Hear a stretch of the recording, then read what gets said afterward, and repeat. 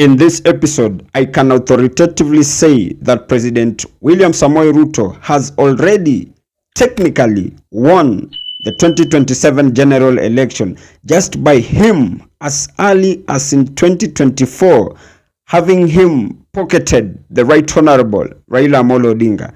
And I know from where you sit, you may by chance have a totally different or a contrary opinion to mine, but kindly just listen to the end so that you can clearly see the same scheme that he used so that he will fool Kenyans towards the last general election that he won, and neither was there any rigging. Now, I have personally always respected all President Ruto's architectural decisions that he's always made as a politician and not as a leader. Remember, I have times above numbers been stating that President William Samoei Ruto is a very good politician and not a leader. So all the decisions that he's politically made have always been perfect, but the decisions that he's always made as a leader,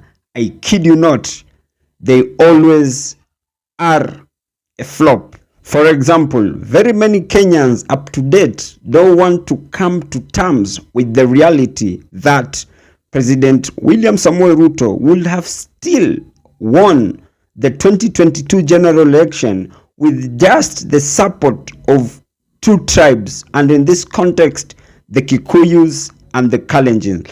But the same Kenyans don't want to be alive to the fact that President William Samoei Ruto knew that winning the election was not a problem, but he protecting the win was where the problem was. So what he did to protect his win is what shall shock you. Imagine he crafted a plan so that he will bring on board people like Alfred Mutua, Amason Jeffa Kingi, Musalia Mudavadi, and Moses Masika Wetangula to his camp.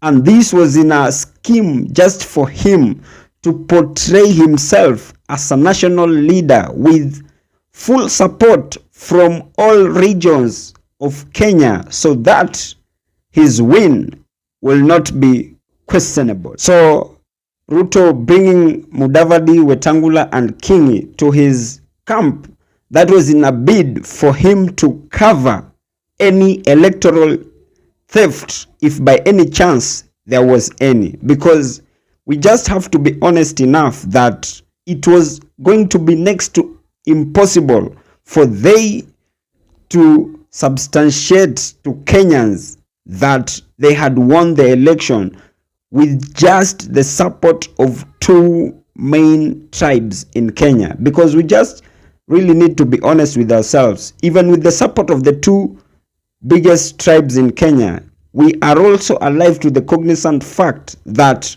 not all of them were going to vote in his favor. And there were also those, maybe they were willing to vote, but due to unavoidable circumstances, it could have been next to impossible for they too to go vote. So he would equally have a very hard time in substantiating how he won with just two tribes as his support base.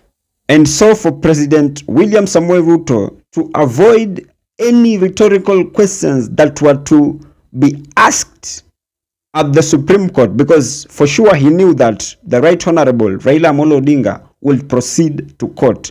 So for him to seal all these loopholes, he had to bring Kina Mudavadi and Weta on board, and that was going to be a case closed for him. He in fact to some extent seemed to be very desperate for Mudavadi, to an extent that he had to come down so that he would sign a 30% shareholder agreement with them so that they will just stick to his camp. Remember, you and I are alive to the cognizant fact that people like Mudavadi and Wetangula could not, up to date, they cannot substantiate the number of votes that they did deliver to Kenya Kwanza, and more so people like Mudavadi, because they have no any support in their own backyard.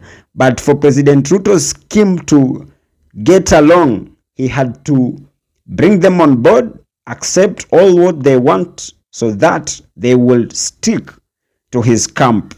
And in fact, for people like Moses Masika Wetangula, I strongly believe he delivered to President William Samoei Ruto, simply because the gap or the difference that had happened in the last general election was a margin of just 200,000 votes, of which, from where he sit, and many other Kenyans do believe that the last general election was highly won and lost in Bungoma.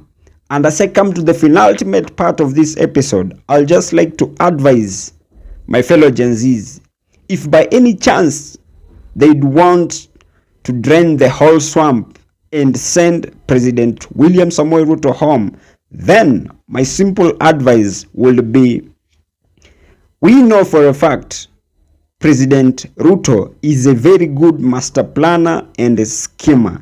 So people should just get their votes ready so that they can be able to tackle him in the next general election. And we should also work very hard or work smart so that we can have technicians and any technical team to which is going to work extra harder so that they can counter-attack on President Ruto's schemes and plans. Failure to that, I kid you not, President William Samoei Ruto has already won the next general election as early as today, now that there will be two political giants in this context, he and the Right Honorable Raila Amolo Odinga, against Kenyans across the country. So we honestly have to think overboard. But from where I sit, that has just been my opinion. If by any chance you do have a contrary opinion to mine, you can as well feel free to drop them in the comment section and I'll give them a right of reply. And by any chance, if you're watching me for the very first time, you can as well consider hitting on the subscribe button if you have not. Thank you, and may God bless you.